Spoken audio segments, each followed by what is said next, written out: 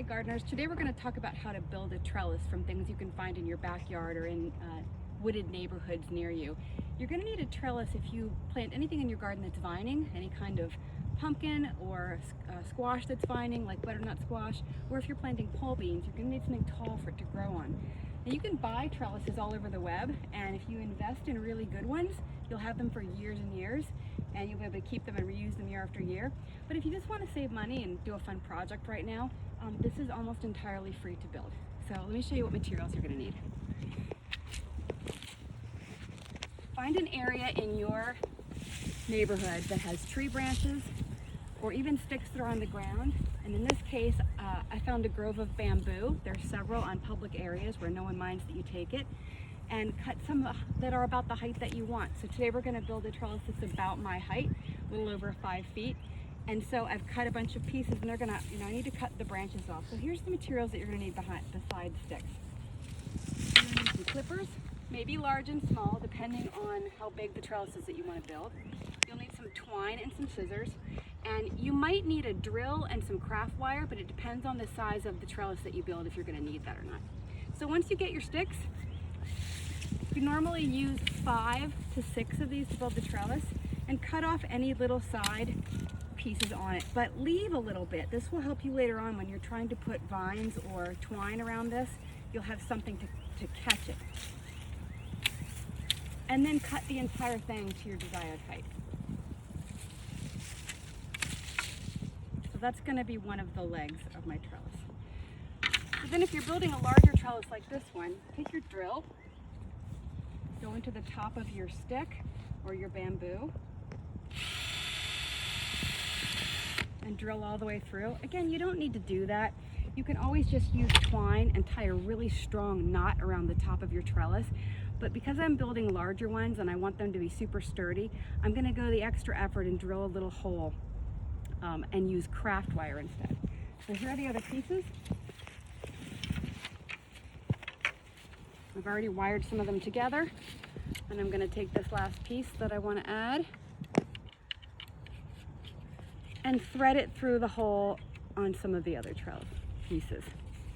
And then when I wrap that around and spread out the legs of my trellis, it will support itself. All right, so then you're going to find a place in your garden where you want to put this, and you're going to dig a little bit of a hole at the bottom and bury the legs just a few inches. This will be really sturdy by the time you're done, so you don't need to bury these super deep. 3 or 4 inches should be plenty, and then pack the soil well around it. And now you're ready to start adding material around the sides. So I'm going to use material that I found growing invasively in the woods near my house. One of the things that's really cool about this particular trellis is it's built entirely out of invasives. So invasives are species of plants that were brought here from other countries, where when they adapted to this climate, they grew out of control, and most land managers spend tons of their time trying to keep invasives at bay. So what I did was I looked for specifically invasive species that fit the criteria, and I'm going to repurpose them, give them a use in this trellis. So your first piece for the trellis, you want to be really sturdy. You want the opposite for your pieces that are going to go around it.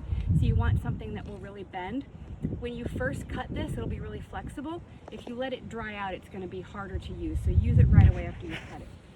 So you cut yourself a piece of twine, and you'll come to the base of your trellis, and you'll just tie it on here. Nothing fancy. Just make a knot, a double knot. And then you'll start winding this around the base of the trellis.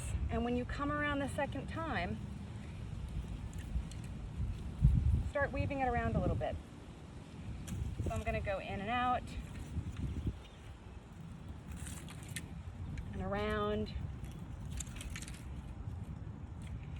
And if I want, I may even come back if I need to and tie this again. And then I'm going to keep adding pieces until I feel like this is really sturdy, and I'll add other layers. And if I have pieces like this, remember I mentioned you shouldn't cut the side sticks all the way off. You can actually rest the pieces of twig in here to support it. So let's take a look at this one again. I went back many times and just continued to weave pieces through here. And in places where I felt like it needed a little bit more support, I took some twine and tied it a little bit tighter around the side. And you can see this is really sturdy now. So when I plant here, I can plant my plants at the base of this, and they can grow up the trellis and be supported for the entire season. So again, this was almost free, really beautiful and usable in the garden, and you can build them any size. You can build them really short. If you have eggplant or something smaller that needs to be supported, you can build them this big. If you want something large like pumpkin or squash to be growing on them. So post your questions in the comment section. I'd be happy to answer them, and happy gardening.